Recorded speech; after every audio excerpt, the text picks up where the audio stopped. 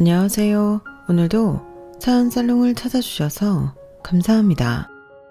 저는 8년차 프리랜서 일러스트레이터로 일하고 있는 30대 여자입니다. 처음 이 업계에 발을 들였을 때 운 좋게 캐릭터 디자인과 일러스트를 담당했던 게임이 대박이 나면서 첫 시작부터 성공적으로 제 이름을 알리게 되었어요.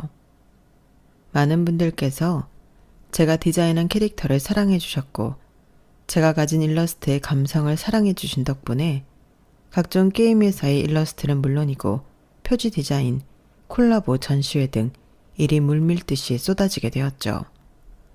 그래서 솔직히 말하면 20대 중반쯤부터 저는 제 나이 또래의 친구들에 비해 훨씬 수입이 좋았던 편이었어요. 하지만 프리랜서 생활이 오래되었다 보니 그만큼 밖에서 사람을 만날 기회는 적었죠. 간간히 연애를 하기는 했지만 너무 다른 생활 패턴이라든가 성격적 차이 등으로 오래 연애를 지속하지 못했어요. 처음에는 특이한 일을 하는 제게 호기심이 있어서 다가왔다가 흥미가 떨어지면 금방 식는 시기였죠. 그러다 남편을 만났어요. 연애에 적극적인 성격은 아니었지만 언젠가는 좋은 사람을 만나 결혼하고 예쁜 아이를 갖고 싶다는 생각은 늘 하고 있었어요. 감정 기복이 없는 평온한 성격에 제가 하는 일의 특성을 이해하고 존중해주는 사람이면 좋겠다 싶었죠. 30대가 되니 주변 친구들이 하나둘 결혼을 하고 혼자가 된 기분이 들더라고요. 그때 한 친구가 지인의 지인 소개로 남편을 소개해줬어요. 너도 맨날 그림만 그리지 말고 오랜만에 한번 만나봐. 네가 좋아하는 감정 기복 없는 스타일이라고 하더라. 소개를 선호하는 성격은 아니었지만 더 늦었다가는 기회가 영영 없겠다는 생각에 만나봤어요. 그런데 친구의 말대로 정말 감정 기복 없이 평온하고 차분한 사람이더라고요. 일러스트레이터라고 들었어요. 너무 멋진 직업이네요. 좋아하는 일을 하면서 돈을 벌 수 있다니 정말 꿈 같을 것 같아요. 혼자서 일한다니 쉬운 일이 아닐 텐데 참 고충도 많을 것 같네요. 존경스러워요. 그 말이 참 인상 깊었어요. 남들은 집에서 그림 그리며 돈 번다고 하면 다들 쉬운 일을 한다, 편하게 돈 번다고들 생각하던데 이 사람은 달랐어요. 제가 하는 일의 어려움을 충분히 공감해줬고 대단하다고 치켜 세워줬죠. 언젠가 꼭 만나고 싶다고 생각했던 이상형과 부합하는 사람이었어요. 몇 번 만나보니 오가는 대화 속에 서로에게 관심과 호감이 생겼고 그렇게 연애를 시작하게 됐어요. 평범한 직장인인 남편과는 생활 패턴이 맞지 않아 자주 만나지 못했지만 제가 하는 일 특성상 많은 시간을 작업에 쏟아야 했기 때문에 문제는 없었어요. 만나고 싶은데 왜 이렇게 시간이 없냐는 둥, 왜 이리 늦게 일어나냐는 둥, 제 상황에 대해 투덜거리고 이해해주지 않았던 다른 남자들과는 달랐죠. 그래서인지 연애가 오래 이어졌어요. 무난한 연애의 끝의 결말은 역시나 결혼이었죠. 연애와 결혼은 다른 영역이라 꽤나 걱정을 했는데 결혼 이야기가 오가면서 만나게 된 예비 시댁 식구들의 집안 분위기는 생각보다 괜찮았어요. 가족끼리 사이도 돈독해 보였고 이렇다 할 불화도 없어 보이더라고요. 무엇보다 좋았던 건 식사하면서 나온 육아 관련 이야기 부분이었어요. 결혼하면 아이는 가질 생각이니? 요즘 하도 안 가진다는 부부들이 많아서. 네, 아이 생각은 있어요. 신혼 1년 정도 보내고 갖기로 이야기했어요. 어머 그래? 잘 됐네. 그러면 지금 하는 일은 어떡하니? 프리랜서면 육아휴직이 없어서 일이 한번 끊기면 좀 힘들지 않니? 네, 그래서 아이 낳으면 최대한 빨리 복직해 보려고요. 육아하면서도 제 일을 놓을 생각은 없거든요. 솔직히 그 말을 하는데 저도 모르게 좀 긴장이 됐어요. 주변 친구들은 하나같이 잘 다니던 직장도 아이를 낳고 이제 애도 낳았으니 일을 그만둬라. 아무리 시대가 바뀌었어도 아이는 엄마 손에 커야 한다. 같은 압박을 못 이겨 결국 다들 직장을 그만뒀거든요. 그런데 저희 시부모님은 달랐어요. 그 말을 들으시더니 불편한 기색 하나도 없이 편안하게 웃어주시더라고요. 어머 그래? 나는 이렇게 자기 일하는 여자가 보기 좋더라. 나 때는 일을 하고 싶어도 못했잖아. 참 멋있다 우리 며느리. 그러게, 게다가 자기가 좋아하는 일하고 사는 게 어디 쉬운 일이야? 존중해줘야지. 그러니까 나도 이 사람이 이렇게 주체적으로 하고 싶은 일 하면서 사는 모습이 멋있어서 반했다니까? 다소 갈등이 생길 수 있는 발언임에도 시댁 식구들은 물론이고 남편까지 제 편을 들어주니 참 고맙더라고요. 친구들을 만나 이야기를 하니 친구들은 다들 그런 시댁 없다며 부러워했죠. 와, 진짜? 요즘 아무리 세상 변했다고 해도 시자 붙은 인간들은 안 변할 줄 알았는데 우리 시부모님은 애 생기자마자 일 그만두라고 얼마나 난리였는지 애 떨어질 뻔했다니까? 홀몸도 아닌 여자가 무슨 직장이냐. 뱃속에 있는 애가 스트레스 그대로 다 받는다. 스트레스는 시댁에서 다 주면서 직장 관두라고 하는 게 얼마나 어이없던지. 그래도 육아휴직 써야 하니까 그때까지는 어떻게든 버텼는데 복직할 때 되니까 애 잘못되면 내 탓이라고 독설을 하는데 그쯤 되니까 진짜 불안해지는 거 있지? 그러니까 난 애 낳고도 직장 다닐 거면 그냥 애 주고 이혼하란 소리까지 들었어. 내 배 아파 낳은 내 새끼인데 잘못될까 걱정해도 내가 더하지. 암튼 시자 붙은 인간들은 뭐에 씌었나 봐. 그래도 얘네 시부모님은 다르긴 하네. 대한민국 시간이 멈춘 줄 알았는데 그래도 저렇게 정말 시대에 맞춰 깨어있는 시부모님도 계시구나. 그니까 좋겠다. 나도 내 돈 벌어 내가 쓰다가 남편 벌어온 돈 쓰려니 어찌나 눈치가 보이는지. 뭐 하나 살 때도 허락받고 눈치 보고 써야 하니 일이 너무 하고 싶어. 그냥 내가 일하고 마음 편하게 쓰고 싶다니까. 일이랑 아이 둘 다 안 놓친 여자들이 너무 존경스럽기도 하고. 친구들의 푸념을 들으면서 마음속으로 조용히 감사하게 됐어요. 결혼식까지는 참 이런 시댁을 만난 것도 내 복인가 보다 싶을 만큼 그 어떤 트러블이나 잡음 없이 흘러갔죠. 신혼 때까지만 해도 참 좋았어요. 늘 저를 존중해주고 배려해주는 시댁 덕에 명절이나 가족 행사가 피곤하거나 부담스럽지 않았거든요. 그런데 이 모든 건 임신을 하면서 달라졌어요. 정확히 말하면 임신이라기보단 제가 일을 그만두면서 시작되었죠. 임신 초기엔 모두의 축복 속에 행복한 나날을 보냈어요. 우리 부부 사이에 태어난 아기가 어떤 얼굴일까? 이 아이는 어떻게 클까? 성별은 아들일까 딸일까 생각하면서 임신 후 조금씩 달라지는 몸의 변화에도 버틸만 했어요. 하지만 임신 중기쯤 되니 도저히 그런 행복한 상상만으로는 버틸 수가 없더라고요. 오래 앉아서 눈과 손목을 많이 쓰는 일을 하다 보니 점점 피로도와 통증이 쌓여갔고 더 이상은 일을 하면 안 되겠다는 생각이 드는 시점까지 왔죠. 여보, 나 이번 달까지 마무리 작업하고 일은 더 이상 못할 것 같아. 담당자하고 이야기했어. 뭐? 일은 관둔다고? 손목도 아프고 오래 앉아 있으려니 허리도 어깨도 너무 아파. 피곤한 것도 심하고 무리하면 안 좋을 것 같아서. 근데 당신 일 그만둬도 괜찮은 거야? 프리랜서인데 남들처럼 육아휴직으로 돈을 받을 수 있는 것도 아니고 일이 뚝 끊겨버리는 거잖아. 나도 그래서 최대한 버틸 만큼 버티려고 해봤는데 지금은 아이가 더 중요한 게 아닌가 싶어서 진지하게 고민했어. 이번 달까진 어떻게든 마무리해볼 수 있을 것 같은데 그 이상은 힘들 것 같아. 그래? 이렇게 갑자기 그만둘 줄은 몰랐네. 이게 출퇴근하는 일도 아니고 당신이라면 악착같이 출산 전까지는 일할 줄 알았는데. 당연히 쉬라고 할 줄 알았던 예상과는 다르게 남편의 반응은 생각보다 싸늘했어요. 처음 보는 태도에 놀라고 당황스럽기까지 하더라고요. 그날은 그렇게 어영부영 이야기를 끝맺지 못한 채 넘어갔어요. 남편의 반응이 그러니 시댁에도 차마 말을 못하겠더라고요. 그래? 그래도 갑자기 그만둔다고 하니 당황스러울 수는 있지. 당분간 혼자 벌어야 된다고 생각하니 부담스러웠나 봐. 너무 안 좋게 생각하지 마. 니네 남편이나 시댁이나 그런 거 이해 안 해줄 사람들은 아닌 것 같은데? 그치? 나도 좀 예민하게 받아들인 거겠지? 남편이야 바로 자기한테 다가온 현실이니 당황해서 그렇게 반응할 수도 있을 것 같아. 시댁 식구들은 이해해 줄 거야. 네가 관두고 싶어서 관두는 것도 아니고 몸이 아파서 그런 건데. 건강한 아이 낳으려고 하는 거니까 이해하시겠지. 남편이 반응이 저러니까 시댁에도 괜히 말 못하고 있었는데 고마워. 시댁에도 얼른 이야기해야겠다. 친구가 준 용기에 그달 말 시어머니 생신 때 이야기를 꺼내기로 했어요. 하지만 시댁의 반응은 처참했죠. 아니, 벌써 일을 관두는 거니? 프리랜서는 일 한 번 끊기면 타격이 큰 거 아니니? 일하는 만큼 버는데 벌써 관두면 어떡하려고 그래?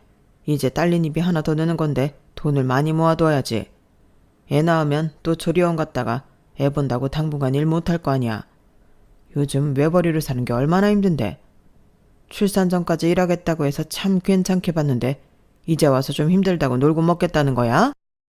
일 끊기는 거 제일 싫은 건 저예요. 그런데 임신한 몸으로 하루 종일 작업하려니 체력이 정말 예전 같지 않아서 그래요. 어머님도 임신해보셔서 아시잖아요. 손목 어깨 다 무리가 오고 피곤하면 더하고 화면을 오래 보니 눈도 아프고 허리는 말할 것도 없어요. 태어날 아기 생각하면 지금부터 일을 중단하는 게 나을 것 같아서 그래요. 임신하면 몸 아플 거 모르고 그런 소리 했니? 아무튼 다 의지 문제지. 우리 때는 김장하다 애 낳고 그랬어. 기껏해야 편히 앉아서 그림이나 그리는 거면서 뭐 그리 힘든 일 한다고? 어이가 없고 서러웠지만 남편마저 저를 외면하더라고요. 어차피 더 반박해봐야 들을 생각도 없어 보여서 입을 꾹 다물었어요. 그래도 사람이 참 희망을 잃고 싶지 않은 건지 이것도 다 제가 갑자기 일을 그만둔다고 하니 온 식구가 당황해서 그런 걸 거라고 생각했어요. 시간이 지나면 다 이해해 줄 줄 알았죠. 하지만 나중에야 깨달았어요. 이해는커녕 시댁에서 일을 놓지 않는 며느리를 환영했던 이유가 어떻게든 자기 아들 힘들지 않게 하려는 이유였다는 걸요. 남들은 임신하면 일을 그만두라고 압박한다는데 저는 완전히 반대였어요. 시부모님은 어떻게든 저를 일하게 만들려고 혈안이었죠. 작업을 깔끔하게 마무리하고 몇 주간 쉬니 몸은 점차 체력을 회복했어요. 못 자던 잠도 푹 자고 음식도 직접 만들어서 건강하게 먹고 가벼운 산책을 하고 요가원도 끊어서 몸을 풀어주니 살 것 같더라고요.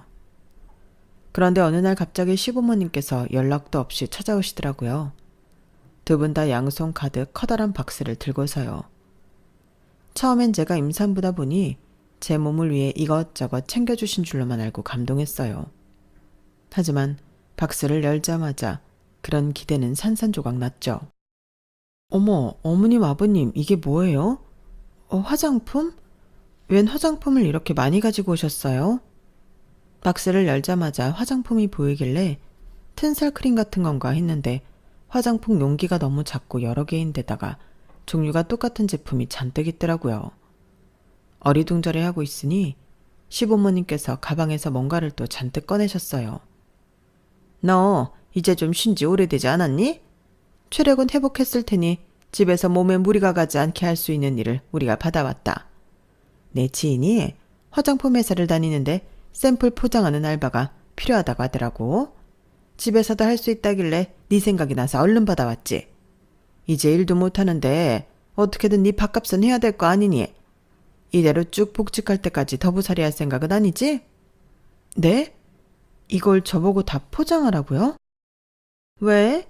이렇게 비닐 하나당 4종류만 넣고 비닐 닫으면 끝이야. 설마 이 간단한 것도 힘들다고 못하겠다고 할 생각은 아니지? 어머님, 진짜 호준씨 어머님이 나온 거 맞으시죠?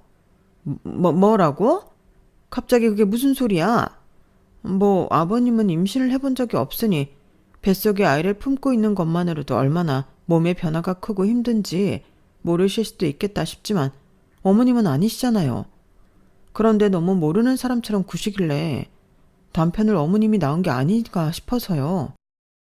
이게? 어머님 배로 낳은 자식이 맞다면 죄송한 말이지만 저한테 해도 너무하신 거 아니세요? 애초에 손목 아파서 하고 싶은 일도 못하고 쉬는 사람한테 또 손목 쓰는 일을 하라고요? 전 못해요. 이제야 좀 회복하고 살만해졌는데 괜찮아지자마자 일을 하라뇨. 말도 안 되는 소리세요. 그럼 우리가 들고 온 것까지만 해. 우리도 어렵게 부탁해서 일부러 받아온 거야. 이것도 원래 회사 가서 해야 되는 일이라고. 그럼 어머님 아버님께서 하시면 되겠네요. 퇴직하시고 집에서 심심하시죠? 적적함도 달래고 생활비도 보태고 하면 딱이겠는데요. 너 하라고 가져온 거라니까. 얘가 지금 무슨 소리라는 거야? 우린 이런 건 못해. 아까는 쉬운 일이라면서요. 저도 못해요. 두 분께서 어렵게 받아오신 일이니 직접 하시든 다시 돌려드리든 하셔야죠. 저는 일 받아달라고 한 적 없어요. 가지고 돌아가세요. 저는 박스를 들어 집 밖에 내놨고 어머님 아버님은 어이없다는 듯 들릴 듯 맞듯한 목소리로 제 욕을 하며 나가셨어요. 이런 일을 겪고 나니 저도 더 강해져야겠다는 생각이 들더라고요. 아니나 다를까 시댁의 횡포는 그때부터 시작이었어요. 몸이 어느 정도 회복되고 나서 친구들에게 연락이 오기 시작했어요. 서윤아, 너 일 그만뒀다면서? 그럼 아기 나오기 전에 좀 만나자. 너 일할 땐 일 바쁘다고 잘 못 만났는데 아기 나오면 또 육아하느라고 못 만날 거 아냐. 어머, 나 너무 좋지. 나도 니네 너무 보고 싶다. 나도 하루 종일 일 없이 집에만 있으니 적적해. 임신한 저를 신경 써서 친구들이 저희 집 앞까지 와줬어요. 동네에서 제일 크고 분위기 좋은 브런치 카페에서 같이 점심을 먹고 차를 한 잔씩 마시며 수다를 떠니 알게 모르게 속에 쌓였던 스트레스가 확 풀리더라고요. 게다가 친구들이 임신을 축하한다며 선물도 사들고 오고 몸 걱정도 많이 해줘서 정말 고맙고 감동이었죠. 얘들아, 와줘서 정말 고마워. 니네 덕분에 오늘 너무 즐거웠어. 고맙긴. 우리도 너 보니까 너무 좋다. 이제 자주 보자. 우리가 올게. 그래. 우리도 애들 어린이집 보내놓고 심심해. 이 시간에 딱 모이면 되겠다. 나야 너무 좋지. 맨날 와도 돼. 그렇게 일할 땐 자주 보지 못했던 친구들과 시간이 맞아 종종 같이 점심을 먹곤 했어요. 그런데 어느 날 시댁 식구들이 모인 단톡방에 갑자기 제 사진이 올라오더라고요. 친구들과 자주 갔던 동네 브런치 카페에서 친구들과 수다 떨고 있는 제 모습이었어요. 몸 안 좋다고 일 드신다더니 아주 즐거워 보인다? 너 집안일은 하니? 아이고, 살판 났네. 언제는 애 낳아도 일은 계속 할 거라더니 역시 사람 말을 고지고대로 믿으면 안 되는 거였는데 팔자 너무 좋아 보이네. 사진 올린 사람은 신우이였고 시부모님이 번갈아가며 답장을 했어요. 이걸 언제 찍으신 거예요? 아니, 근처에 미팅이 있어서 나왔다가 우연히 봤는데 즐거워 보여서 공유한 거야. 오해하지 마, 올케. 근데 솔직히 나도 좀 놀랐다. 올케 몸이 많이 안 좋다고 들었거든. 이 정도로 쌩쌩한 거면 혹시 부탁 하나만 해도 될까? 네? 무슨 부탁이요? 아니, 우리 미나 학예회가 있는데 나는 직장 때문에 시간을 못 빼게 생겼거든. 그런데 어머님 아버님께 부탁드릴 순 없으니까. 올케가 우리 중에 시간도 제일 많고 체력도 있으니까 좀 찍어줄 수 있어? 형님, 무슨 그런 심부름을 시키세요? 나도 우리 딸 학예회 하는 거 보고 싶은데 회사에서 눈치를 그렇게 주는데 어떡해, 응? 일 안 하는 올케가 좀 귀찮아도 한번 해줘. 올케한테도 조카잖아. 미나 귀여워하잖아. 신우이가 조카까지 걸고 넘어지는 바람에 더 이상 거절하기가 힘들더라고요. 엄마가 못 오는 학예회를 홀로 보내야 하는 조카가 눈에 밟혀서 결국 조카 학예회는 가게 됐어요. 신우이의 의도는 짜증났지만 결과적으로는 좋은 시간을 보냈어요. 조카는 절 보고 너무 반가워하며 좋아했고 조카의 재롱을 막상 보고 나니 저도 기분이 좋아졌거든요. 끝나고는 조카에게 맛있는 밥도 사주고 함께 시간을 보내고 헤어졌어요. 하지만 다음부터는 절대 시댁 식구들의 농간에 놀아나지 않겠다고 다짐했죠. 그 이후로 추석이 돌아왔어요. 시댁 식구들과 모여 밥을 먹는데 아직 장가를 가지 않은 도련님이 하소연하듯 연애 상담을 하더라고요. 아, 누나도 형도 다 결혼했는데 나만 결혼 못해가지고 나도 좋은 여자 만나서 데리고 와야 하는데. 야, 이상한 여자 만나서 평생 등골 빼먹히고 사는 것보다는 혼자 사는 게 낫지. 요즘은 혼자 사는 남자들도 많다더라. 걱정 말어. 그러니까 요즘은 여자애들도 어찌나 불려시 같은 애들이 많은지 결혼할 때랑 하고 나서랑 말이 다르다니까. 그래, 공부 많이 하고 능력 있는 여자 만나도 임신하고 몸 아프다고 다 관둬버리면 아무짝에도 쓸모없지. 여자 말 너무 다 믿지 말아라. 자기 힘들면 하고 싶은 대로 하는 기분파들이 대부분이니까. 어머님, 아버님, 그거 지금 다 저 들으라고 하는 말씀이세요? 딱히 그런 건 아니었는데 왜 찔리냐? 찔리면 언제든 다시 일 시작하면 되지. 뭐가 문제야? 그래, 네가 억울할 게 뭐 있다고 그런 표정을 짓니?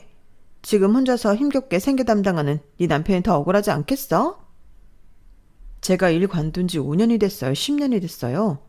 이제 겨우 2개월이에요. 도대체 언제까지 이렇게 스트레스 주실 건데요? 스트레스 받지 않으려고 일 관뒀는데 왜 이렇게 도움을 안 주세요? 그래? 이러나 저러나 스트레스 받으면 차라리 일을 하면서 스트레스 받는 게 낫지 않겠니? 시부모님은 정말 말이 조금도 통하지 않는 분들이었어요. 결혼 초 제 직업을 존중하던 모습이 이렇게 독이 되어 돌아올 줄은 정말 상상도 못했죠.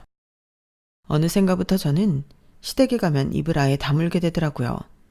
말을 섞어봤자 스트레스가 더 심해질 뿐이었고 뱃속에 있는 아이도 생각을 했어야 했으니까요. 그래도 버틸 수 있었던 건 주변 친구들과 친정 식구들의 따뜻한 애정과 관심 덕분이었어요. 임신 후기로 갈수록 뭘 먹어도 속이 메스껍고 힘이 나지 않았는데 그래도 이상하게 고기는 잘 들어가더라고요. 그걸 눈치챈 친정 엄마께서 한우를 몇 세트 보내주셨어요. 고기 잘 먹는 걸 보니 아들이 맞긴 맞네. 많이 먹고 몸 관리 잘해라. 엄마, 아빠, 이렇게 많이 보내주시면 어떡해요.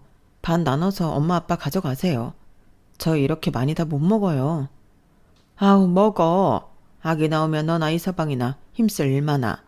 많이 먹어둬야 힘내서 아이도 키우지. 부모님께 몇 팩 돌려보내드리려고 했지만 부모님은 끝내 거절하셨어요. 정말 질 좋은 고기로 사다 주셔서인지 더부룩한 와중에도 맛있어서 잘 들어가더라고요. 사다 주신 고기만 구워 먹어도 막달까지 충분히 끼니 해결이 가능하겠다 싶을 정도였어요. 하루는 친구들이 출산 전 마지막이 될 것 같으니 꼭 보자고 해서 주말에 남편을 집에 두고 외출했다가 돌아오는 길이었어요. 친구들이 출산 잘하고 돌아오라며 준비해준 케이크도 자르고 즐거운 시간을 보내다 와서 기분이 정말 좋은 상태였죠. 그런데 현관을 열었더니 집안이 온통 고기 굽는 냄새로 가득하더군요. 게다가 거실에는 큰 상이 펼쳐져 있고 언제부터 와 있었는지 시댁 식구들이 모여 있었어요. 왔어? 재밌었어? 고기를 굽고 있던 남편이 태연하게 저를 부르더군요. 한쪽 구석에는 저희 부모님이 선물한 한우팩들이 다 뜯겨서 불판 위에 구워지고 있었어요. 시댁 식구들은 벌써 몇 판을 구워 먹은 건지 배를 두들기면서 벽에 등을 기대고 반쯤 누워있더군요. 아유, 이거 참 고기가 진짜 좋은 고기네. 엄청 비싼 건가? 태어나서 먹어본 고기 중에 제일 맛있는데? 그러니까 아주 입에서 살살 녹네. 미나야, 얼른 하나 더 먹어. 이런 고기는 사서 먹으려면 못 먹어. 지금 다들 뭐 하세요? 준호가 집에 특불 한우 잔뜩 선물 들어왔다고 다들 와서 나눠 먹자고 해서 없던 시간도 쪼개서 왔지? 당신이 그랬다고? 우리 둘이서 저 많은 걸 어떻게 다 먹어? 이왕 좋은 고기 들어왔는데 다 같이 나눠 먹는 게 좋지. 그 다 같이에 시댁 식구들만 있어? 이럴 거였음 우리 부모님도 챙겼어야지. 당신 부모님은 당신이 챙겼어야지. 당신이 굳이 안 챙기길래 나도 가만히 있었던 건데? 그리고 어차피 나눠 먹을 건데 무슨 당신 식구 내 식구를 가려. 지금 그게 온 식구 다 불러서 내 몫으로 선물 받은 고기 나눠 먹은 당신이 할 소리야? 남은 건 있기나 하니? 어이가 없어 냉장고를 열어보니 제 몫으로 남은 건 한 팩도 없었어요. 어제 우리 한 팩 구워 먹었잖아. 한 팩 먹었으면 됐지. 뭘 얼마나 더 먹게? 됐어. 당신 나와봐. 어머님, 이거 저 먹으라고 친정에서 보내주신 거였어요. 요즘 고기 말고는 들어가는 게 없어서 친정에서 걱정하면서 보내주신 거예요. 어머, 그래? 몰랐네. 그럼 우리가 다음에 삼겹살 사올게. 요즘 마트 거도 맛있어. 웃으며 말하는 그 뻔뻔함에 순간 피가 거꾸로 솟는 느낌이 들더군요. 좋은 고기는 다 같이 먹는다면서 정작 제 몫은 한 점도 안 남기셨네요. 어떻게 다른 것도 아니고 임산부 먹을 걸 뺏어 드세요? 먹을 거 그렇게 없으세요? 예, 넌 무슨 말을 그렇게 하니? 우리가 일부러 그랬어? 준호가 와서 가족들 좋은 고기 한 점이라도 더 먹어보라고 불러서 온 건데 왜 네가 초를 쳐? 왠지 몰라서 물으세요? 저희 친정 부모님이 제 몸 생각해서 보내주신 고기라고요. 아, 그놈의 고기. 그래, 네 고기 먹어서 미안하다. 그거 아주 니네 둘이서 몇 날 며칠을 먹어도 물려서 다 못 먹겠더구만. 식구들 좀 먹었다고 이렇게 난리칠 일이니? 너 고기만 들어간다는 것도 거짓말이지. 그냥 고기 얻어내려고 한 소리 아니야? 이렇게 고기에 집착하는 걸 보면. 제가 지금 뭐 고기에 집착해서 그러는 것 같으세요? 어머님, 아버님, 형님이랑 그리고 도련님까지 온 식구가 임산부라고 저한테 뭐라도 배려해준 거 하나라도 있으세요? 그러진 못할 망정 제 부모님이 선물 보낼 마음까지 헛되게 하지 말으셨어야죠. 아, 그래, 미안하다. 응? 다시는 네 고기 안 먹을게. 네 선물도 안 건들게. 됐니? 내가 무서워서 며느리 집 또 오겠나? 네, 여기 아드님 집 아니고 며느리 집이다 생각하고 당분간 오지 말아주세요. 어머님, 아버님 때문에 안 받아도 될 스트레스까지 받다 보니 뱃속 아기도 이런 집은 좀 아닌 것 같다 하고 도망칠까봐 두려워요. 뭐? 얘가 지금 말 다 했어? 여보, 그만해. 임산부잖아. 예민할 만도 하지. 우린 그럼 이만 가보마. 갑자기 방문하니 싫을 만도 하지. 고기는 맛있게 잘 먹었다. 이만 가보마. 네, 나가는 길은 이쪽이세요. 시부모님과 실랑이를 벌이고 있는 와중에도 형님이 고기 한 점이라도 조카에게 더 먹이려고 엉덩이를 안 떼고 있는 모습이 얄미워 칠이 나가는 문을 가리켜줬어요. 그랬더니 형님의 얼굴이 울그락불그락 하더군요. 시부모님과 시누이, 시동생을 거의 내쫓듯 쫓아내고 나서야 숨통이 트이더라고요. 시댁 식구들의 분에 찬 얼굴들이 생각나면서 다시는 이 집에 발도 못 들게 해야겠다 싶었어요. 남편에게도 신신당부해 놓았고 앞으로의 모든 연락은 남편을 통해 받기로 했어요. 그러고 나니 확실히 스트레스는 일시적으로 줄었지만 영 제 편이 아닌 것 같은 남편에 대한 의심과 실망으로 힘든 건 여전했어요. 이렇게나 저보다는 시댁이 먼저인 것 같은 사람을 믿고 이 가정을 지속하는 게 맞는지 심각하게 고민이 들었거든요. 아이를 뱃속에 품어보신 분들은 아시겠지만 임신 전이면 몰라도 이 사람이 아이를 가졌다고 생각하니 남편에게서 돌아서는 것도 생각보다 쉽지 않더라고요. 임신만 아니었으면 진작에 돌아서고 각자 갈 길 갔을 사람인데 앞으로 태어날 아이 아빠라 생각하니 이렇게 홧김에 저랑 안 맞는다는 이유만으로 바로 헤어지기가 어려웠어요. 그래서 하루는 아이의 마음을 먹고 남편과 진지한 대화를 시도했어요. 남편이 제발 이제라도 정신 차리고 저와 이 아이를 위해 살아가길 바라면서요. 여보, 이제 나 임신 8개월 차야. 조금 있으면 아이 엄마가 돼. 당신도 마찬가지고. 그런데 아직도 이 집에선 나를 돈 벌어오는 기계로 본다는 게 느껴지고 그 스트레스가 너무 커서 아이한테도 영향을 끼칠까봐 걱정돼. 여보, 엄마도 그냥 당신 걱정돼서 그런 거야. 아기 낳으면 돈도 많이 들어가고 당신이 그렇게 하고 싶어하는 일도 못하게 되니까 좀 이해해주면 안 돼? 이해? 내가 지금까지 당신 식구들 이해 안 했다고 생각해? 나도 지금까지 이해만 했어. 내가 수입이 더 많다는 이유로 신혼집도 내가 사고 대출도 내가 갚고 생활비도 내 월급에서 쓰면서. 그런데도 당신은 여전히 당신 가족 편만 드는구나. 그런 게 아니라 내가 왜 편을 든다고 생각해? 당신이 나랑 내 아이를 우선시할 생각이 없다면 난 당신이랑 앞으로 살아갈 생각 없어. 여보, 벌떡 그렇게 극단적으로 그래. 당신 임신해서 예민해져서 그래. 지나고 나면 별거 아니야. 다른 집들도 이 정도는 다 부딪히면서 살아. 당신 전에는 우리 부모님이 당신 일 존중해줘서 좋다며, 감사하다며. 사람이 좋은 점이 있으면 안 좋은 점도 있고 한 거지. 어떻게 다 당신 입맛에 맞는 사람들만 있겠어. 나도 노력할게. 근데 우리 식구들은 내 노력으로 바뀔 수 있는 게 아니잖아. 내가 더 잘할 테니까 우리 식구들한테 화난 건 당신도 좀 이해하고 풀어줘. 응? 그럼 진짜 마지막이야. 당신이 한 번이라도 더 나보다 당신 식구들 편 들면 그땐 우리 진짜 끝이라고. 알겠어. 저는 그때 우리가 꽤 진지한 대화를 나눴다고 생각했어요. 남편도 제가 한 이야기를 진심으로 받아들이길 바랬고 그랬다고 믿었죠. 그런데 그건 제 착각이었어요. 어버이날 시댁을 방문했을 때였어요. 남편 말대로 저도 지나고 보니 시댁에 너무 화만 낸 건가 싶은 생각이 들어 앞으로 태어날 아이를 생각해서라도 시댁과 관계를 원만하게 바꾸기 위해 노력해야겠다고 생각했어요. 그래서 시부모님을 위해 고급 화과자 선물 세트에 레스토랑 식권 그리고 용돈까지 선물을 두둑히 챙겨갔어요. 하지만 시어머니는 선물을 보시더니 새침하게 말하더군요. 뭘 이렇게 무리해서 잔뜩 준비했니? 고기나 좀 눈치 안 보고 실컷 먹게 해주지. 이제 와서 이런다고 뭐 우리 기분이 풀릴 것 같니?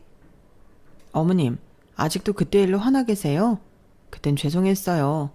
친정 부모님께서 특별히 신경 써주신 건데 남편이 저한테 따로 이야기도 안 해주고 시댁 식구들과 다 먹고 있으니 조금 묵했던 것 같아요. 됐다. 그런 얘기가 지금 와서 다 무슨 소용이니?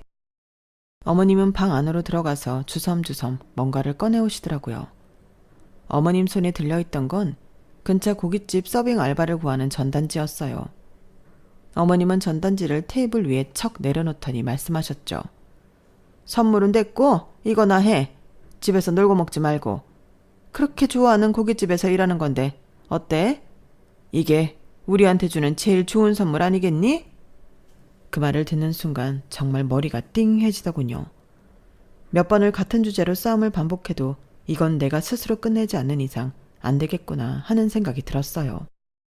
어머님, 일은 제가 안 한다고 몇 번이나 말씀드렸잖아요. 어떻게든 제가 임신하고도 일하는 꼴을 봐야 속이 시원하시겠어요? 왜? 너도 좋아하는 고깃집에서 용돈도 벌고 하면 좋지 않니? 언제까지 남편 돈으로 살 거야? 그것도 마음 불편하다 너? 그래도 혹시나 남편이라면 이제는 다른 반응을 하지 않을까 기대했던 것 같아요. 그동안 나눠온 진지한 이야기와 부탁들이 있으니까요. 하지만 남편은 내심 같은 생각이었는지 웃음기 가득한 얼굴로 말하더군요. 아, 그러네. 우리 와이프가 고기를 워낙 좋아하니까 엄마 말이 틀린 건 아니긴 하지. 그 말을 듣는데 온몸에 피가 차갑게 식었어요. 남편에게는 이제 더 이상 어떤 기회도 안 줘도 되겠구나 싶었죠. 그 말 진심이지? 지금 당신이 웃은 것도 후회 안 할 자신 있는 거지? 응? 그게 무슨 말이야? 남편은 어리둥절한 얼굴로 고개를 갸웃했지만 굳이 덧붙여 설명해 줄 필요는 못 느꼈어요. 저는 그날 막다지껄한 시댁 분위기 속에서 혼자 침묵을 지켰어요. 그리고는 만삭에 가까워져가는 배를 쓰다듬었죠. 그 뒤로는 시댁에 아예 가지 않았어요. 그리고 2달 뒤 출산 예정일에 맞춰 건강한 아이가 태어났고 전 그 아이를 품에 안으며 다짐했어요. 이 아이는 저 혼자의 힘으로 키우겠다고요. 조리원 퇴소 당일 미리 준비해둔 짐을 들고 친정으로 향했어요. 남편에게는 단 한 통의 문자만을 남겼죠. 당신이 전혀 날 보호할 생각 없이 웃던 그날 나도 당신을 버릴 준비를 시작했어. 이 집은 4명이니까 빠른 시간 내로 비워줘. 하루아침에 저와 아이를 잃은 남편은 수십 통의 전화를 걸어왔고 시부모님께서도 저는 물론이고 저희 부모님께까지 전화를 하더군요. 하지만 자초지종을 알게 된 친정에서도 시댁의 연락을 차갑게 거절하셨어요. 나 혼자 이 모든 걸 감당해 왔더니 너무 가슴이 아프구나. 이제라도 집에 왔으니 됐다. 네가 다시 일할 수 있을 때까지 정우는 우리한테 맡기렴. 그래, 네가 경제력이 있을 때는 그렇게 극진히 대접해주더니 아이 낳자고 일 관둔 걸로 사람을 하루아침에 그렇게 취급할 줄 누가 알았겠냐. 나도 그런 집인 줄 알았다면 우리 귀한 딸 시집 안 보냈다. 이런 결정 내리기 쉽지 않았을 텐데. 잘했다. 뭐가 걱정이니? 아직 엄마 아빠가 네 곁에 있는데. 그날 느꼈어요. 정말 피가 물보다 진하다는 말이 괜히 있는 게 아니란 걸. 결혼이라는 사양만으로도 저에게 든든한 버팀목이자 동반자가 되어줄 줄 알았던 남편은 결국 결정적인 순간에는 늘 시댁 편이었어요. 결혼을 하고 나서는 친정에 기대면 안 된다는 생각에 힘든 일이 생겨도 꾹 참고 털어놓지 않았던 친정 부모님은 오히려 가장 어렵고 힘든 순간에 가장 큰 힘이 되어주시더라고요. 부모님께 참 죄송하고 감사한 마음이 들면서 또 한편으로는 다행이라는 생각이 들었어요. 부모님이 아니었다면 이렇게 자신을 위한 결정을 내릴 수 없었을 것 같았거든요. 제가 겪은 모든 일을 알게 된 친정 부모님께서는 남편을 압박해 이혼 서류를 작성하게 했고 오랜 시간 후 남편이 끝내 이혼 서류를 작성해서 보내주자마자 저는 바로 이혼을 했어요. 그 사실을 뒤늦게 알게 된 시댁에서 난리를 쳤지만 이미 늦었죠. 저는 남편에게 충분한 시간을 줬지만 남편은 이런저런 핑계를 대며 집을 나가지 않더라고요. 이 집에 있으면 언젠가 당신이 돌아올 것 같다느니 이상한 소리를 하길래 그냥 집을 팔려고 내놔버렸어요. 제가 아닌 다른 집주인이 생기자 별 수 없이 나가게 됐죠. 지금은 그 집을 판 돈으로 새 집을 샀고 친정 부모님을 모시고 와서 같이 살고 있어요. 그런데 정말 신기하게도 1년 사이에 남편과 살던 옛집은 집값이 똑 떨어진 데 비해 새로 이사 온 집은 집값이 많이 올랐어요. 그때 집을 내놓은 게 신의 한 수였죠. 아이는 그동안 제 손으로 직접 키웠고 이제는 다시 슬슬 복직 준비를 하려고 해요. 마침 예전에 디자인했던 제 캐릭터가 추억의 게임들이 회자되면서 다시 인기를 얻어 작업 제안이 들어오기 시작했거든요. 친정 부모님과 함께 살고 있으니 아이를 봐주실 수 있어 크게 걱정할 것도 없었죠. 이혼을 하기 전엔 걱정이 정말 많았는데 막상 하고 나니 일이 잘 풀리는 것 같아요. 이 결혼으로 하나 얻은 게 있다면 나를 사람답게 대하지 않는 곳에서 애써 머물 이유도 버텨야 할 이유도 없다는 걸 몸소 깨달았다는 점이에요. 이제 저는 다시 제 인생을 새롭게 그려나가고 있어요. 그리고 제 품에 있는 이 작은 아이에게 세상에서 가장 단단한 사랑만을 가르쳐 줄 거예요. 제 이야기는 여기까지입니다. 들어주셔서 감사드리고요. 저를 응원해 주세요. 항상 건강하시고 행복하시고요. 여러분, 사연 댓글에 응원과 현명한 조언 부탁드려요. 좋아요와 구독은 저에게 큰 힘이 됩니다. 오늘도 좋은 일 가득하세요.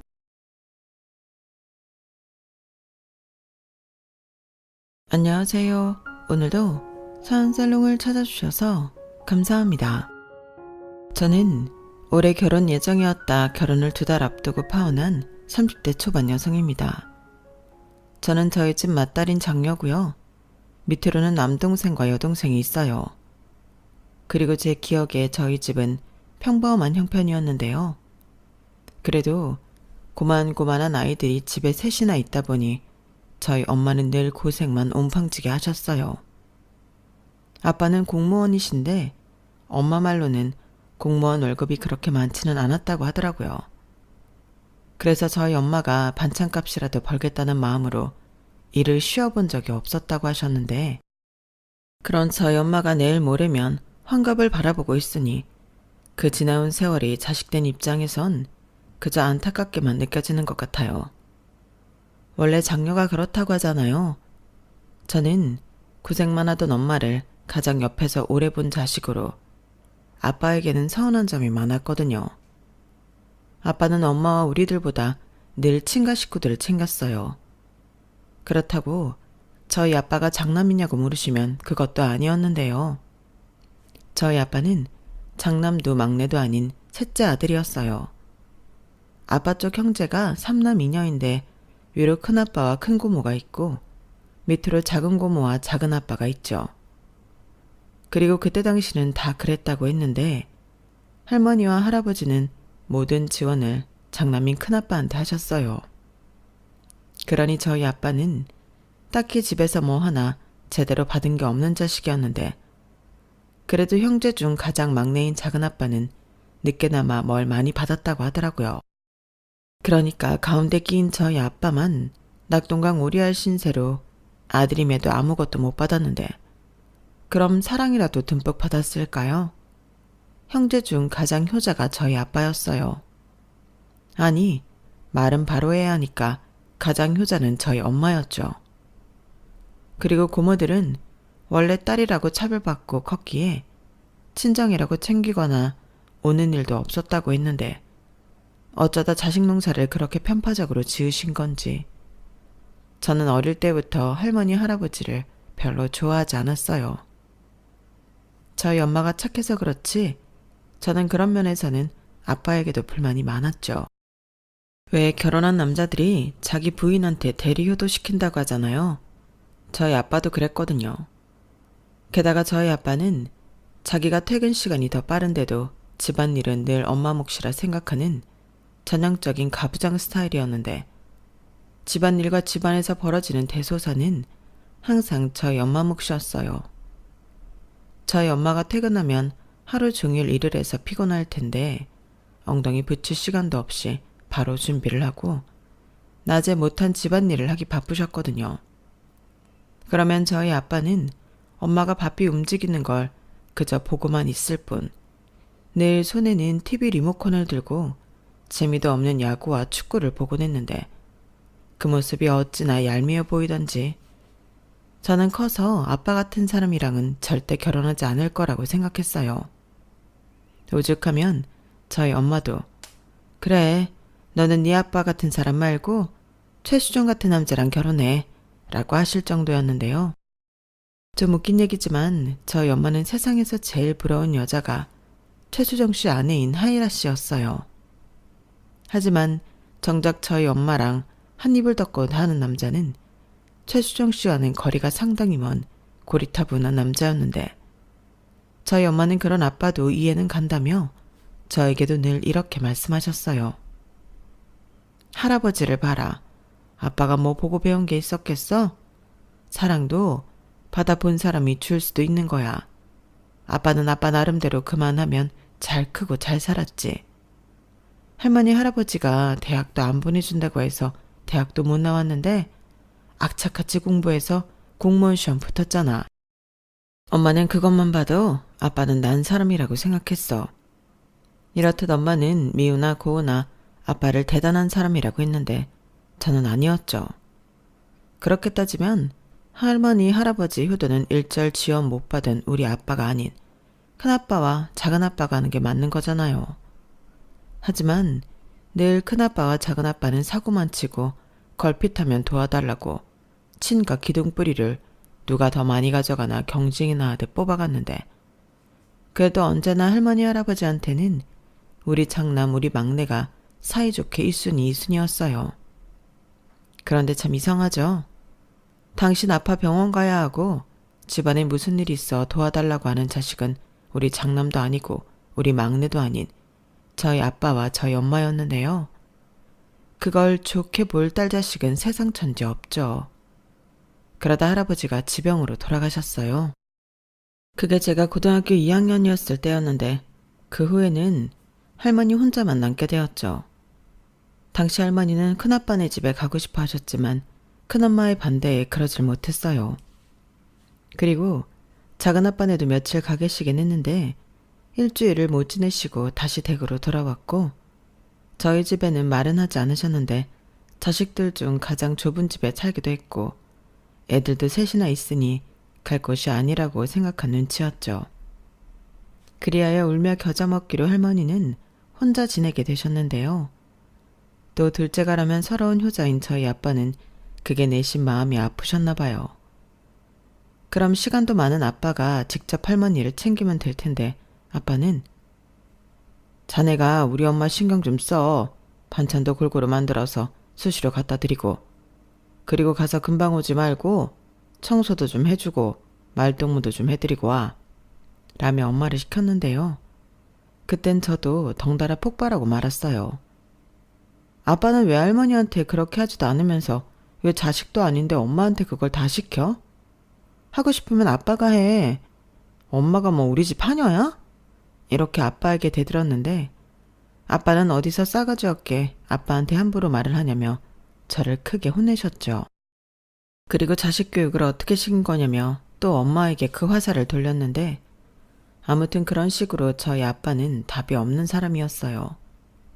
그렇다 보니 엄마는 저에게 의지하면서도 참으라고 했고 동생들은 아빠가 집에 있으면 기가 죽어 방에서 나오지도 않았는데 아빠는 거실에서 혼자 TV는 내 친구 하면서도 내심 또 그게 서운했는지 애먼 엄마를 붙잡고 애들이 정이 없다며 하소연을 했다더군요.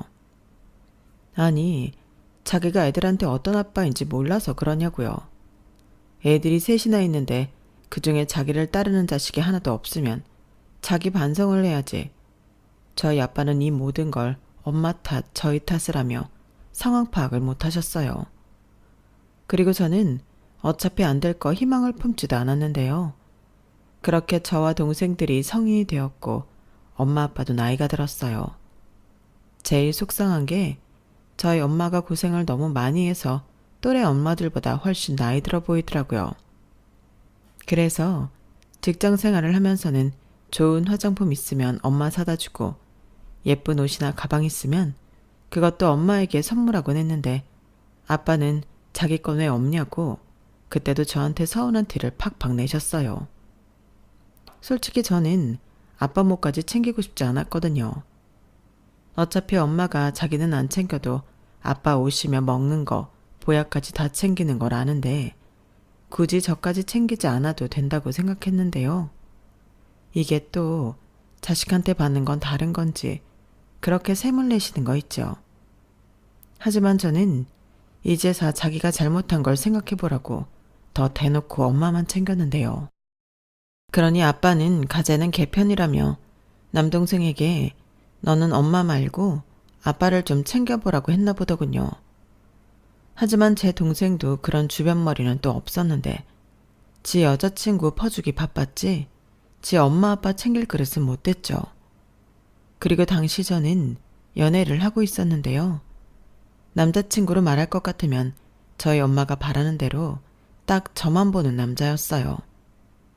자상하고 배려심 깊고 같이 있으면 저를 항상 먼저 챙겼는데 처음 만났을 때부터 저희 아빠랑 결이 다른 남자라서 제가 먼저 한눈에 반했어요.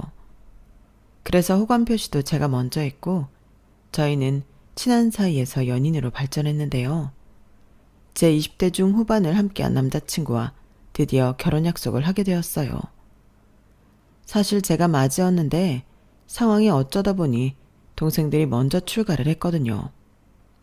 남동생은 지방에 있는 공공기업에 취업을 해서 일찍이 집을 나가 그 지역에서 자리를 잡았고 막내 여동생은 어릴 때부터 워낙 발랑 까져서 걱정을 시키더니 20대 초 혼전 임신으로 결혼을 했는데 이런저런 이유로 부모님과 함께 사는 자식은 저 하나였어요.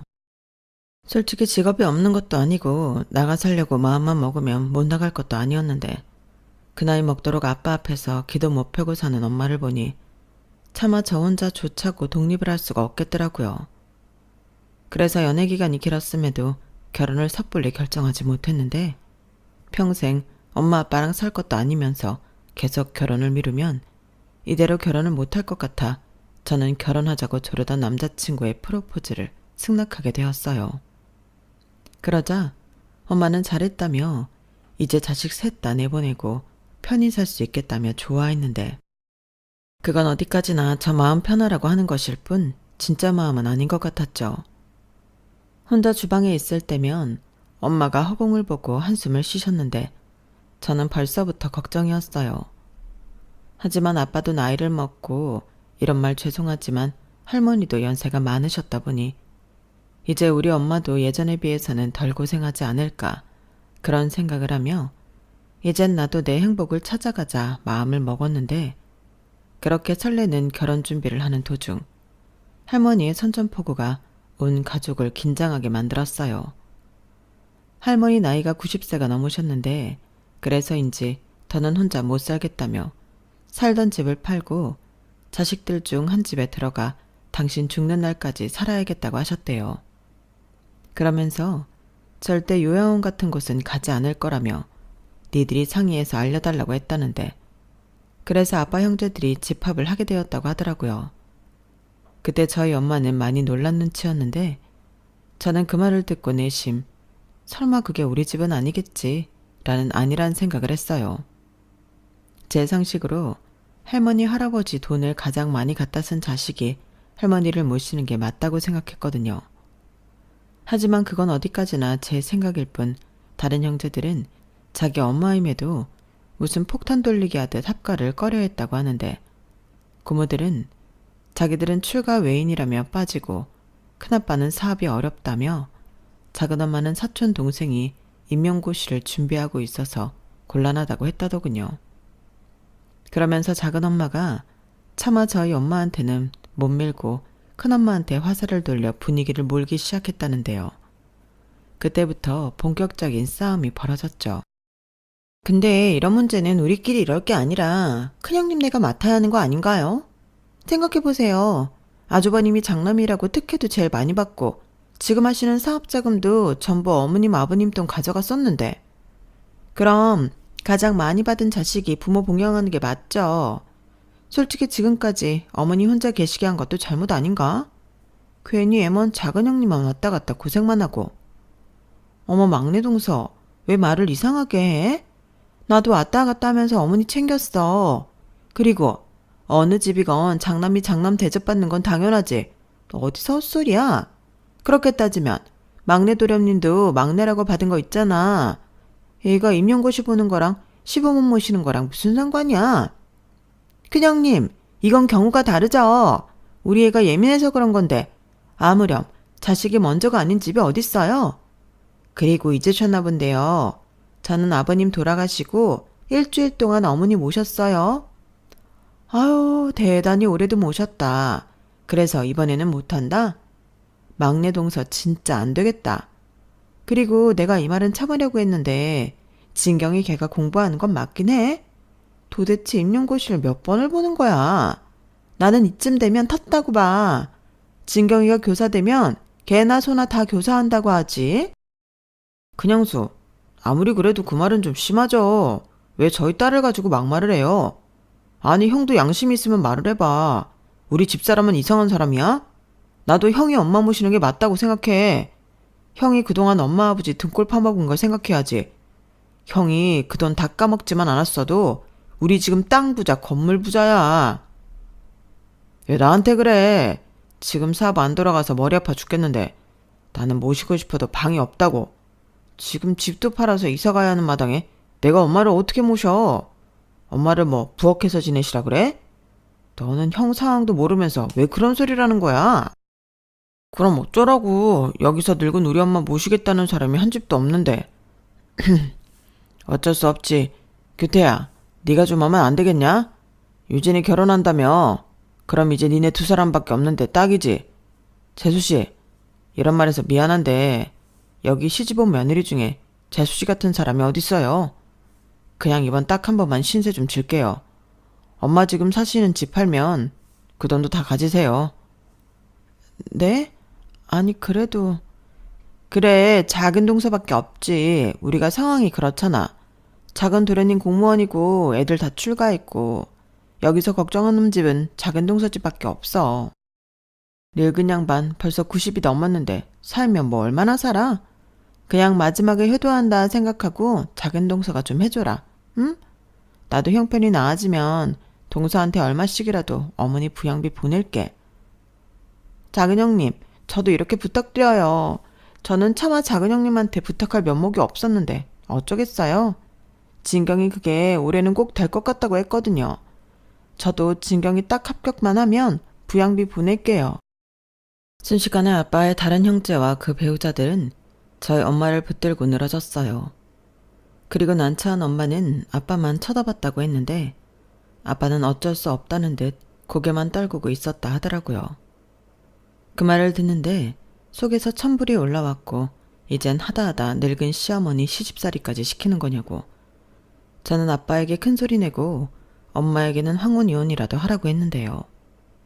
그때 아빠가 어떤 자식이 부모한테 이혼하라고 하냐며 저한테 불같이 화를 내셨어요.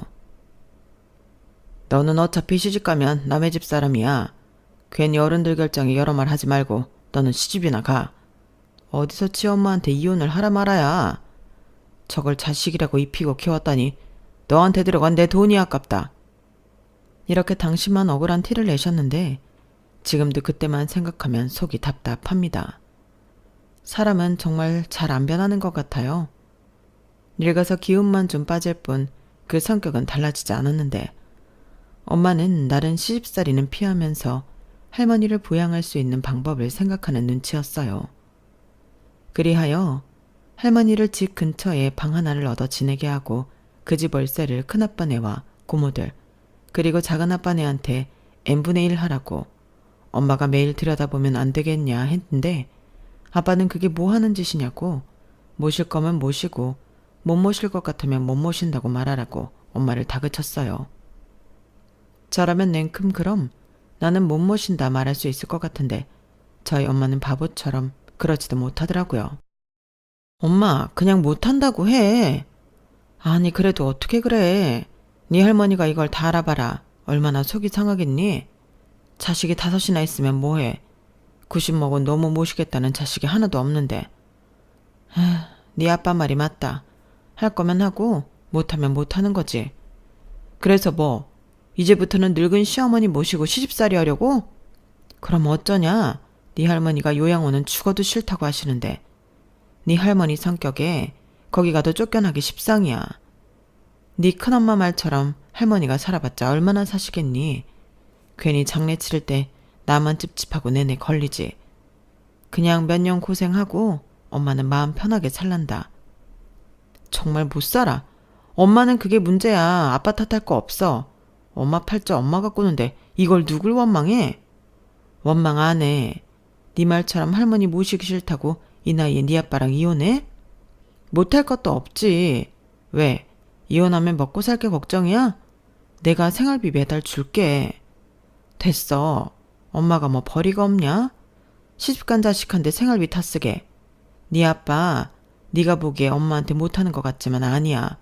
표현이 서툴러서 그러지. 엄마한테 미안해하고 고마워해. 그러니까 여태 살았지. 이 문제는 엄마가 알아서 할 거니까 너는 네 시집가서 잘 살 생각이나 해. 몰라. 엄마 때문에 짜증나. 이럴 줄 알았으면 나도 유정이처럼 빨리 시집가 버리는 건데. 하유, 엄마 때문에 시집도 못 갔다는 소리 또 하려고? 맞거든. 내가 엄마 두고 시집가기가 그래서 여태 참은 거라고. 그래, 고맙다. 역시 큰딸밖에 없지. 이것 봐봐. 엄마는 이런 딸도 있고 이만하면 복 받은 거 아니야? 이혼하면 생활비도 준다고 하고. 와, 완전 로또지. 치, 말만 그렇게 하지. 좌우간 엄마 정말 이럴 때면 너무 짜증나. 짜증나게 해서 미안하네. 그러니까 너는 엄마처럼 살지 마. 하이라 씨처럼 남편 사랑만 받고 살아. 알겠지? 그놈의 하이라 타령 몰라. 저는 나이가 적지도 않으면서 계속 엄마한테 투정만 부렸어요. 제 마음은 그게 아니었는데 너무 바보처럼 착한 엄마가 안쓰럽고 짜증나니까 자꾸만 미운 소리를 하게 되더라고요. 하지만 저희 엄마는 제가 아무리 못된 소리를 해도 제 마음이 그렇지 않다는 걸 누구보다 잘 아셨는데 그저 제가 시집가서 잘 살 길만 바라고 있으셨어요. 그러면서 제 결혼 준비하랴 할머니 모시고 살 준비하랴 결혼 준비는 저보다도 더 바쁘게 지내셨는데 제 눈에는 그런 엄마가 안쓰럽게 보이더라고요. 그래서 하도 답답한 마음에 한 번은 예비 신랑인 남자친구에게 이런 상황을 이야기한 적이 있었는데요. 저는 평소 남자친구 성격도 그렇고 제 생각과 같을 거라고 믿어 의심치 않았는데 실상은 그러지 않았어요. 뭘 그런 걸로 자기가 열을 내. 나는 어머니 말이 맞는 것 같은데. 어머니가 며느리잖아. 며느리가 시어머니 모시는 건 당연한 도리지. 뭐? 도리? 왜 그 도리를 우리 엄마만 해야 하는데? 그야 큰어머니랑 작은어머니가 너무 하시긴 했지만 어쩌겠어. 상황이 그런데. 그 와중에 하나 남은 며느리가 장모님이신 거잖아. 근데 그걸 가지고 자기는 이혼을 하라고 했다고? 세상에 그런 딸이 어딨냐? 뭐래. 우리 엄마는 늘 억울하게 살았어. 막말로 같이 살지만 않았지. 여태 왔다 갔다 할머니 챙긴 것도 다 우리 엄만데. 이런 상황이면 아빠가 나서서 총대를 매줘야지. 왜 우리 엄마한테만 이런 일을 몰아줘? 그럼 우리 엄마는 언제 자유롭게 살아보는데? 호호 할머니 돼서? 아우, 열 좀 내지 마. 그것도 뭐 어쩔 수 없지. 그게 며느리 숙명인걸. 그런데 자기네 할머니 연세 많으시잖아. 사시면 또 언제까지 사시겠냐. 나는 오히려 이런 일로 열을 내는 자기가 더 이해가 안 간다.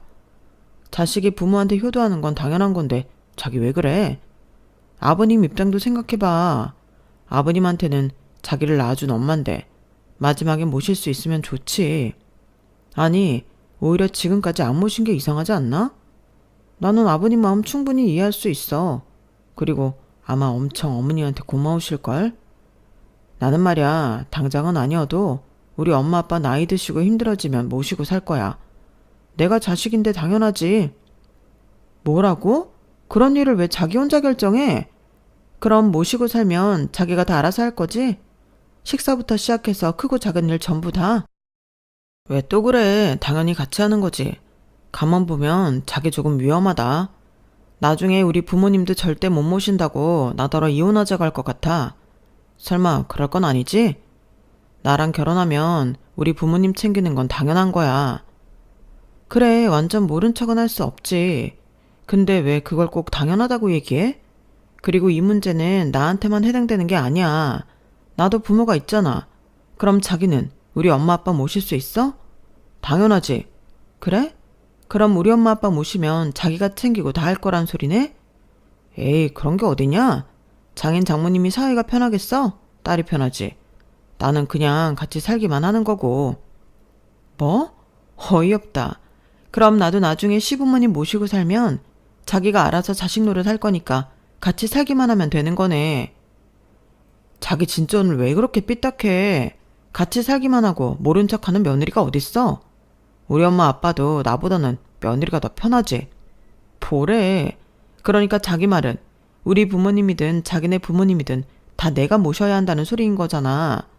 자기는 그냥 같이만 살고. 그게 말이 된다고 생각해? 자기 원래 그런 사람이니? 아무래도 나는 할 줄 아는 게 없잖아. 여자가 챙기는 거지. 남자가 나서면 더 웃기지 않아? 저는 예비 신랑 말에 기가 막혔어요. 말은 당연하다, 같이 하는 거다 하면서 자기는 할 줄 아는 게 없으니 시댁이든 친정이든 와이프가 도맡아 해야 한다고 생각하고 있는 거잖아요. 물론 아직 먼 이야기이고 닥치지 않은 일로 성을 낸다는 건 웃기는 일이었는데 결혼 전인데도 저런 생각을 가지고 있는 남자면 결혼 후에는 어떻게 나올까? 저는 저희 아빠 얼굴이 떠올랐어요. 자기 아내가 자기랑 결혼해 애 셋을 낳고 지금까지 고생만 한 걸 뻔히 알면서도 마지막까지 할머니 봉양을 해주길 바라는 아빠의 못된 심보가 내가 사랑해서 결혼하려고 한 남자한테도 있다고 생각하면 너무 소름이 끼쳐서 견딜 수가 없더라고요. 그래서 그날은 더는 이야기 나누는 것조차 싫어서 금방 집으로 돌아왔는데요. 그때부터 결혼에 대한 회의감이 들었어요. 사랑하는 사람이랑 행복하고 싶어 결혼을 하려던 건데 결혼을 하면 며느리로서 부담스럽고 부당한 의무감들이 생겨난다는 생각을 하니 저는 덜컥 겁이 났는데 어쩐지 저는 견월이랑 맞지 않는 사람일지도 모른다는 생각이 강하게 들었어요. 무엇보다 이런 말, 저희 엄마한테 미안한데 저는 엄마처럼은 살고 싶지 않았거든요. 그러면서 적어도 내가 고른 남자는 최수종 씨까지 아니더라도 싫어 죽겠는 아빠랑은 다른 사람이라고 자부했는데 그런 것도 아닌 것 같아 실망감을 감출 수 없었는데요. 그날 저녁 예비 신랑에게 연락이 왔어요. 아무리 생각해도 저의 반응이 깨림직해서 연락했다고 하는데 뒤에 덧붙여 이런 소리를 하더라고요. 내가 아까는 너무 경황이 없었는데 자기가 오해하는 것 같아서 나는 꼭 우리가 부모님을 모셔야 한다고 생각하는 건 아니야. 상황이 그러면 어쩔 수 없다는 거지. 그리고 우리 결혼하면 어차피 매달 생활비 보조할 거니까 꼭 모시지는 않아도 될 거야. 설마 그것도 싫다는 건 아니지? 그야 당연히 아니지. 그리고 생활비 얘기가 나와서 하는 말인데 나는 뭐든 시댁이든 친정이든 똑같이 하는 게 맞다고 생각해. 그러니까 양가의 생활비를 드릴 거면 액수를 부담스럽지 않은 선에서 조정해야 하지 않을까? 자기는 얼마 생각해? 주변에서 이런 얘기는 결혼 전에 미리 하는 게 좋다고 하더라고. 뭐? 자기 집에도 생활비 보조를 하겠다고? 왜? 이건 아니지. 자기 집은 아버님 공무원 연금 있고 노후 준비 다 되어 계시잖아. 거기에 할머니 모시면 할머니 사는 집도 팔아서 그 돈도 생기는 거고. 근데 우리 집은 아무것도 없으니까 양가 해드릴 돈이면 우리 집에 몰아줘야지. 자기랑 나랑 반반씩 해서 매달 100만 원 어때? 우리 엄마 아빠 이제 나이도 있고 얼마나 일을 할 수 있을지 모르니까 이 부분은 자기가 해줘야지. 모시지도 않을 거면 돈이라도 넉넉히 해야 하지 않겠어? 그리고 내가 우리 엄마한테 얘기했는데 아무리 장모님이 할머니 모시는 게 싫다고 자기가 이혼 어쩌고 한 건 잘못이래. 만약에 장모님이 자기 말 듣고 이혼하면 그건 그 집 며느리 얻는 건 좀 그렇다며. 우리 엄마도 난색을 하더라. 그런 며느리 무서워서 어떻게 아들 장가 보내냐고. 저는 예비신랑의 전화에 기함을 했어요. 저런 생각을 가진 남자인 것도 모르고 결혼 준비를 하고 있었다는 게 소름이 끼쳤는데 제가 제 무덤을 파고 있었더라고요. 다른 건 몰라도 우리 집은 노후 준비가 되어 있으니 됐고 제가 번 돈까지 자기 부모 생활비로 줘야 한다고 제 동의도 없이 생각했다는 게 너무 놀라웠는데요. 쪼르르 자기 엄마한테 제 얘기를 나쁘게 한 것도 기분이 나빴고 제 말을 듣고 저희 엄마가 이혼하면 그건 제가 무서워서 아들 장가 어떻게 보내냐고 하시다니 저런 집 아들 뺏어오는 건 아니다 싶더군요. 그래서 결혼은 이쯤에서 접는 게 낫겠다는 판단을 하게 됐어요. 나중에 결혼 전에 이런 사실들을 알 수 있어서 다행이고 고맙게 느껴졌는데요. 만약 모르고 결혼했다면 당장 시댁 생활비부터 예비신랑이랑 싸웠을 거잖아요. 그리하여 저는 며칠 후 생각을 정리하고 마음을 가다듬어 예비신랑에게 헤어지자고 했어요. 그러자 예비신랑은 어떻게 이제 와서 그럴 수 있냐고 노발대발했는데 제가 자기 부모 모시는 것도 싫고 생활비도 주기 싫어 결혼을 없는 거냐고 저를 비하하기 시작하더군요. 그래서 저는 솔직하게 말했어요. 상의된 것도 없이 혼자 그런 생각을 하고 있었다는 게 충격이었고 아직 결혼 전이지만 이런 일들로 부딪힐 것이 뻔해 보여 하고 싶지 않아졌다고 얘기했는데 그러자 이 남자는 저더러 이기적이고 못됐다며 거품을 물기 시작하더군요. 너는 그런 생각이면 어떤 남자랑도 결혼 못해. 며느리가 시댁 챙기는 건 당연하지. 뭐가 당연해. 고마운 거지. 그리고 왜 시댁만 챙겨야 하는 건데? 우리 집은 노후 준비 되어 있으니까 챙길 필요가 없다며. 그래놓고 나는 시댁만 챙기라고? 내가 왜? 그야 여유가 있는데 똑같이 챙기는 게 더 이상하지 않아? 그럴 돈 있으면 시댁을 먼저 챙기는 게 당연한 거지. 나는 자기가 이렇게 말이 안 통하는 여자인 줄 처음 알았어. 나도 마찬가지야. 그래서 헤어지자고. 오히려 잘 됐지. 결혼 전에 서로 의견이 안 맞는다는 걸 알았잖아. 그럼 좋게 헤어지면 되는데 왜 막말이야? 어떤 남자랑도 결혼 못해? 왜? 내가 뭐 틀린 말 했어? 그렇게 시댁 챙길 마음이 없는데 왜 결혼을 하는데? 너랑 결혼하는 남자는 무슨 죄냐? 왜 결혼 잘못해서 불효를 하냐고. 말 가려서 해. 그렇게 따지면 자기는 결혼해서 처가에 어떤 도리를 하는 사위가 될 생각이었는데 사위가 무슨 도리를 해? 도리는 며느리만 하는 거지. 아, 됐다. 우리가 이래서 헤어지는 거야. 도리는 며느리만 해? 어떤 여자가 될지 모르겠지만 너랑 결혼하는 여자 불쌍하다.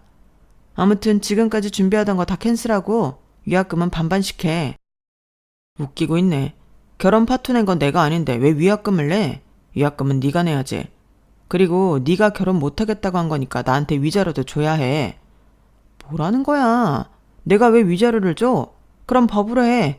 법원에서 내가 주는 게 맞다고 하면 그땐 줄게. 아니 결혼하면 마누라 돌이 어쩌면서 등골 파먹을 생각밖에 안 하는 남자랑 누가 결혼을 하냐? 나도 한번 공론화해서 물어보고 싶다. 저는 강대강으로 세게 나오는 그놈에게 세게 나갔어요. 그리고 저희 부모님에게도 이 사실을 모두 이야기했는데요. 그러자 저희 아빠는 말 많은 처녀가 결혼까지 엎어지면 동네 창피해서 어떻게 얼굴을 들고 다니냐고 큰 소리를 내더군요. 저는 그런 아빠의 모습에 천륜이고 뭐고 심한 배신감을 느꼈어요. 그리고 그때 저희 엄마가 앞에 있던 상을 엎어버렸는데요. 그딴 놈이랑은 헤어지는 게 100번 1000번 잘한 거라고 처음으로 목소리를 높이다 못해 고함을 질렀어요. 그때 아빠가 많이 놀란 얼굴이었는데 저도 많이 놀랐죠. 그리고 저희 엄마는 그 기세를 몰아 이렇게 말했죠. 당신이 그러고도 우리 유진이 아빠야?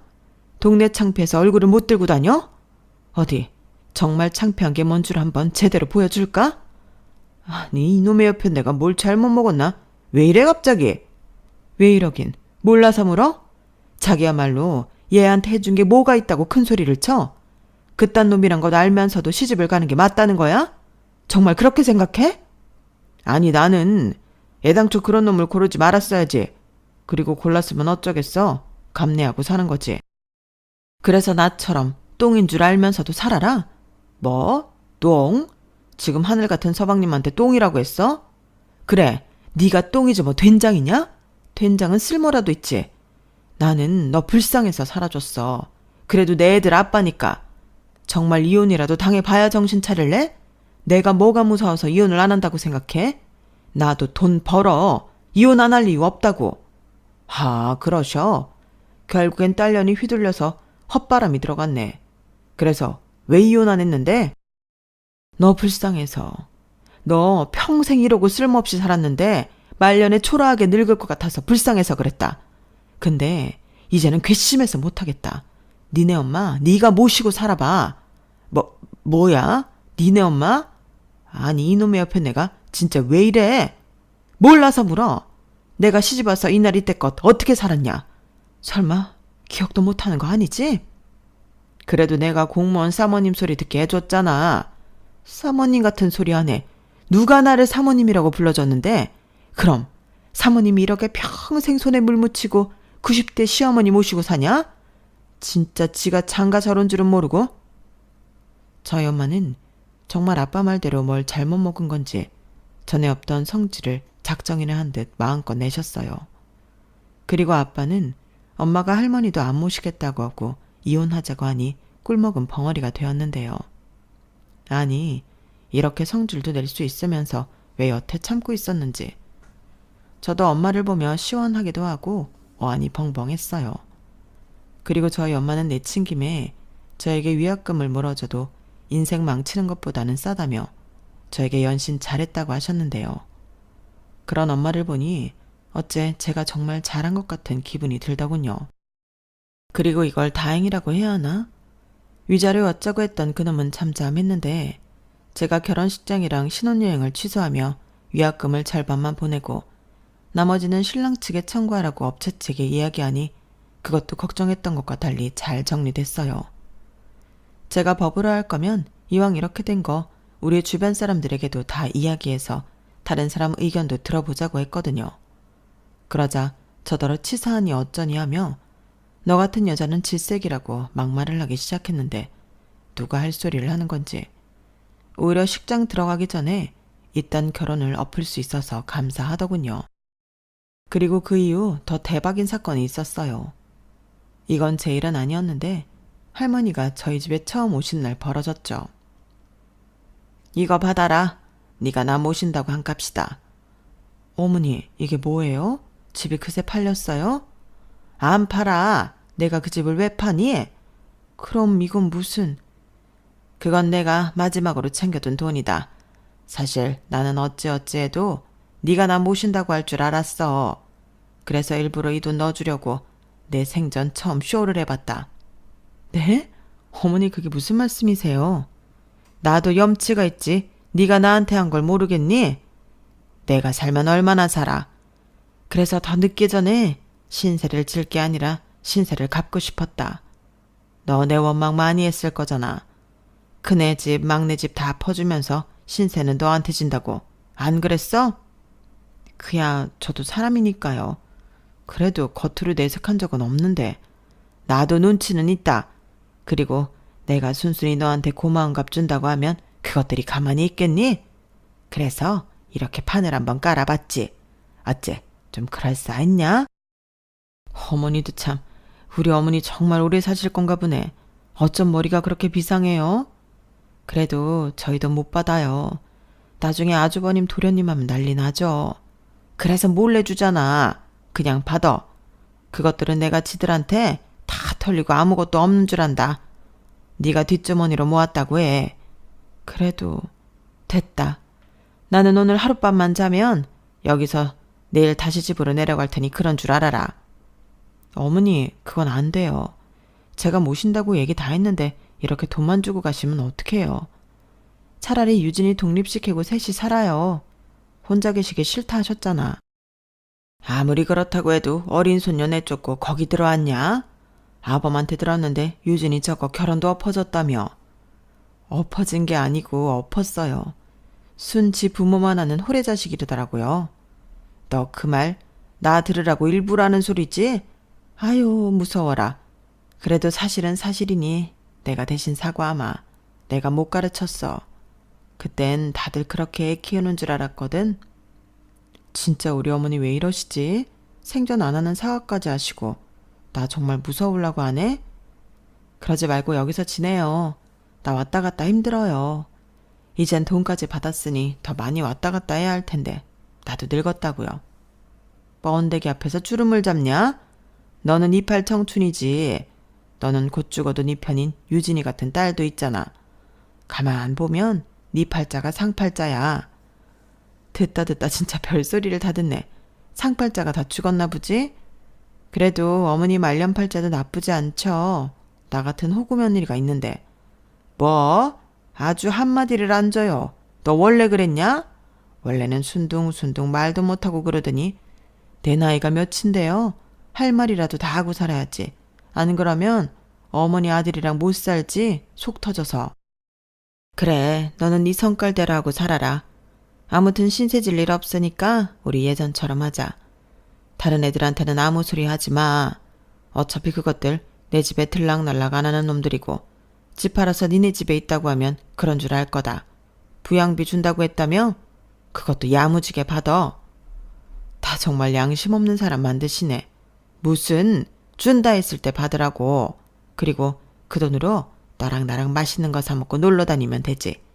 이제부터는 너랑 나랑 계급장 떼고 다리에 힘 있을 때 놀자고. 너 그 돈이면 직장 안 다녀도 되지? 어머니, 나 일 그만하라고 일부러 그러시는 거예요? 그래, 그 나이 먹고 너도 너무 일만 했어. 네가 소냐? 유진이는 지 앞가림 지가 알아서 잘하래고 너도 이제 편히 놀아라. 할머니는 전혀 생각지도 못한 서프라이즈를 저희 엄마에게 선보이셨어요. 그리고 저희 엄마는 그날 참 많이 울었는데요. 그동안 고생한 걸 할머니가 알아주니 그간 서운했던 일들이 눅놓듯 사라졌다고 하셨어요. 그리고 저희 아빠는 그때도 정신을 못 차려서 어떻게 그 돈을 홀랑 받냐고 효자 노릇하다 할머니한테 귓방망이를 얻어맞으셨는데요. 효자 아들 필요 없으니 앞으로는 마누라 챙기라고 한 소리 들으셨답니다. 저도 그 소식에 맺혔던 할머니에 대한 서운한 마음이 다 사라졌어요. 그리고 그 나이에 그런 용기를 내신 할머니가 대단하다는 생각이 들었는데 저 역시 할머니 덕을 봤잖아요. 할머니 합가선언이 아니었다면 저는 파혼하지도 못했을 텐데 할머니는 저에게도 잘했다고 하셨죠. 그리고 파혼한 만큼 더 괜찮은 놈으로 신랑감을 골라보라며 어차피 홍기도 놓쳤지 않냐고 늦은 김에 더 천천히 가라고 하셨는데 이게 칭찬인 건지 욕인지 알 수 없었지만 이제부터는 할머니와 잘 지낼 수 있을 것 같은 예감이 들더라고요. 그리고 현재 저는 독립을 해서 나와 살고 있는데요. 가끔 엄마를 만나 데이트도 하고 할머니 보러 함께 가기도 하며 그럭저럭 잘 지내고 있어요. 물론 할머니는 말은 천천히 가라고 하면서도 볼 때마다 누구 없냐고 하긴 하는데 이젠 그런 잔소리도 싫지가 않은 거 있죠. 게다가 그 사건 이후 아빠가 엄마 눈치를 보며 지내고 있는데 안 하던 짓 하려니 고생이 이만저만이 아닌 것 같더라고요. 그래도 늙어서 황혼이혼 안 당하고 따신 밥 얻어먹으려면 지금이라도 노력해야 하지 않겠냐며 집안일도 하고 나름의 노력을 하고 계신 듯합니다. 그래서인지 저희 엄마 얼굴이 날이 갈수록 활짝 피는 것 같은데 저는 어쩔 수 없는 K 장녀라 그런지 저희 엄마가 오래오래 행복했으면 좋겠네요. 그런 엄마의 모습을 보면 저도 행복하거든요. 그리고 끝으로 바람이 있다면 저희 할머니 정정하실 때 제대로 된 놈을 만나 소개할 수 있었으면 하는데요. 그게 가능할지는 모르겠지만 이제 조금씩 좋아지고 있는 할머니에게 예쁜 손주 사위를 보여줄 수 있었으면 좋겠습니다. 이상 제 사연은 여기까지예요. 파혼이 자랑은 아니지만 저는 할머니 덕에 걸을 수 있는 놈을 걸러낼 수 있었고 지금은 나름의 솔로 생활을 즐기고 있는데 앞으로 더 좋은 인연이 저에게 다가오길 기대하며 사연을 이만 줄이도록 하겠습니다. 끝까지 들어주셔서 감사해요. 늘 건강하시고 행복하시길 바라겠습니다. 안녕히 계세요. 여러분, 사연 댓글에 응원과 현명한 조언 부탁드려요. 좋아요와 구독은 저에게 큰 힘이 됩니다. 오늘도 좋은 일 가득하세요.